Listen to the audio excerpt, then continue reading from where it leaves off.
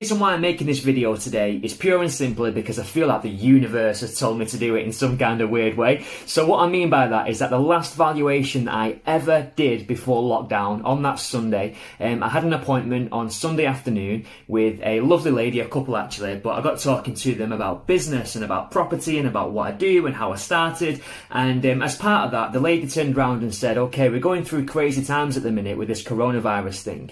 A lot of businesses are going through change. She said, I've got a book upstairs that I want you to have. It's called Who Moved My Cheese? And then we got talking about other things, and the lady ended up giving me some nappies, a seat so I can potty train Esme, and loads of other bits and pieces. And I left the appointment with my hands full, but I forgot to take the book. So it's been in the back of my mind that I need to really order this book or arrange to go back around to the lady's house to pick up the copy that she was going to give to me.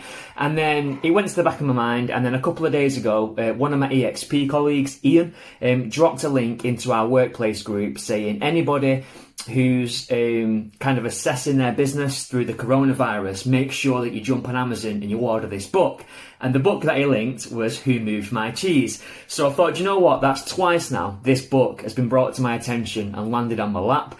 I need to look into it and see what the story is all about. Now, long story short, I'm terrible with reading. I've got the attention span of a baked potato. I don't read anywhere near as what I should do, but I do gravitate towards audiobooks and I consume a lot of video on YouTube in my spare time. So I found this clip that basically explains the story and the principles from start to finish. It does it in 15 minutes, which is a lot easier than reading a book, I think you'll agree, but it's still a bit of an old, dodgy bit of footage and it's still a bit of a long watch. So what I've decided to do, although you wouldn't believe it by the length of this intro, is get that story and condense it into this video and try and deliver the message to you in a slightly more digestible way. So without further ado, roll VT. Cheese, where is it? Who moved my cheese? Why is it gone? Who moved my cheese? Where is it? Who moved my cheese? Why is it gone?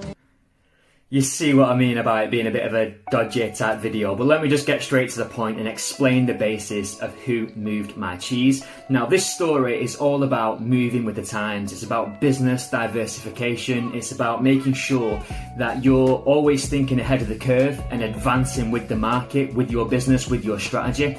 In essence, that's what the whole story is about. Now, it hinges around 4 characters. We've got 2 mice and we've got 2 tiny people the same size as mice. And the 2 tiny people are called him and her. Now, essentially, these people live in a world far, far away, and they're surrounded by mazes, by different dinnels and avenues and lefts and rights and no entries and all that sort of stuff. And they've got to navigate this maze in order to find the cheese, this cheese that's hidden away inside of this world. And these 4 characters are all on their little missions to go ahead and to find their cheese.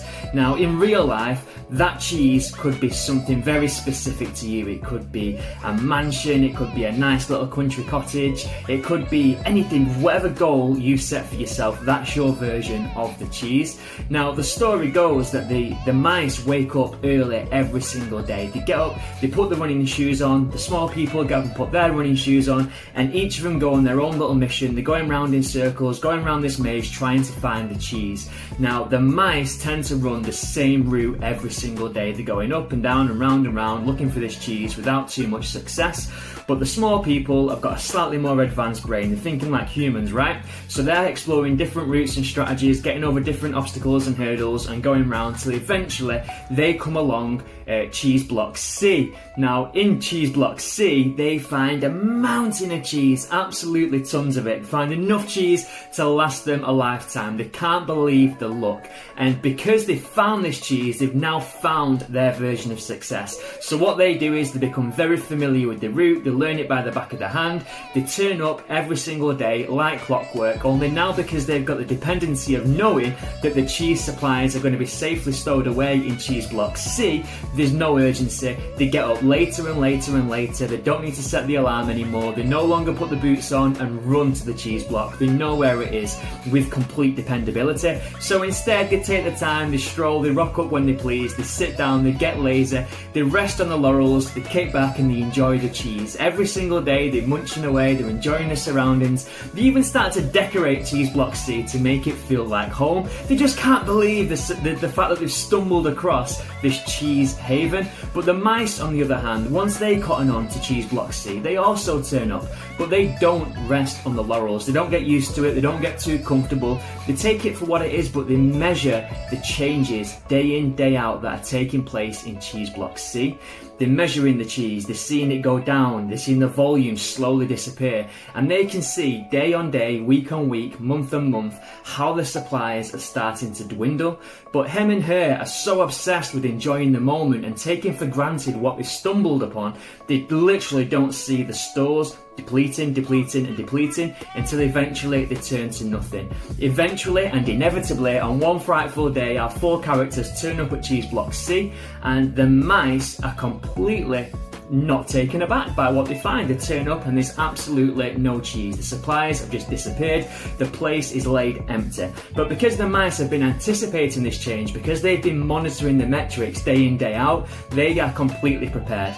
They get the shoes that they've kept close by, they lace them up, and they go straight ahead looking for more cheese. They go round in circles, they're going down the ginnels, they're trying to find another supply of cheese. Him and her rock up, and again, because they wasn't expecting it, they feel very shocked, they're quite taken aback, they feel quite hard done by, they feel as if someone's stolen from them. They just can't believe that this cheese haven that they'd found, that they took for granted at one stage, has now completely disappeared. Only instead of moving on and trying to find a new supply of cheese and moving on towards that next goal, what they do is get frustrated. They sit down, they sulk, they spit the dummy out, they kick and they cry, they scream murder because they just can't believe that it's gone. They really do get lost in a little bit of a trap until one day Hare turns around and says, look, nothing's been accomplished by us sitting here whining. Nothing's been achieved by us sitting here bitching. We need to pick up, we need to move on. The definition of insanity is to turn up and do the same thing day in, day out and expect a different result. Whereas that's exactly what they're doing. They're turning up to Cheese Block C, expecting the cheese to miraculously appear overnight, when the reality is that the market's changed. So one of our characters decides that he needs to put his shoes back on, he needs to get back in the maze, he needs to start looking for cheese. Now, he doesn't know where it is. He's just going to be running around in circles. He's back to square one. He's trying to find his version of success. He's trying to find that cheese. It's frustrating. He meets dead end after dead end, but he tracks the journey. He writes notes on the wall and he tries to keep tabs of where he's covered and where he's not, until eventually he starts to fall in love with the process. He enjoys the journey. He loves being out and about, running around the maze, getting fresh air, on this adventure every day, looking for the excitement of finding this cheese. Whereas his colleague decides that he just can't pull his head out of the sand. He's going to stick where he is. He's just going to moan and bitch and expect a different outcome one day. Eventually, the character that's out exploring comes across another block of cheese, and a huge amount of cheese in Cheese Block N, and straight away he recognises the value. He's seen, God, I've discovered what we found all those months ago. I found a new cheese haven, and he wonders to himself, will his colleague eventually pull his head out of the sand, and will he join him on this journey? Will he get his friend back? Will his friend take advantage of the roots that lie at his fingertips? Is he going to get his shoes back on? Is he going to take advantage of the opportunity and discover this cheese haven? Or is he going to sit feeling sorry for himself in a world that simply doesn't exist anymore? And that's quite applicable to business, because you've got to ask yourself, in the world that you're involved in at the moment, in the industry that you're working in the business that you're working in the person that you're working for, in the model, in the structure that you've invested yourself in, do you feel as if the cheese supplies are starting to dwindle? Is the world changing? Is the world turning? Are there bigger, better opportunities lying ahead? But are you so comfortable stuck in Cheese Block C that you're just refusing to put your trainers on and to discover what else is out there? My message to you is that if you feel as if that is the case, and you feel as if there's more opportunities out there, potential that you've got that's yet to be fulfilled, you need to put your trainers on, you need to lace up your boots, and you need to at least explore. You owe it to yourself to see what else is out there. Don't get stuck in a dwindling room of cheese that one day won't exist, and suddenly you're left wondering what's going on. You need to move in advance with the changes. That's what business improvisation is, and I feel as if that's what we're all seeing at the moment. So explore what else is out there and find your cheese.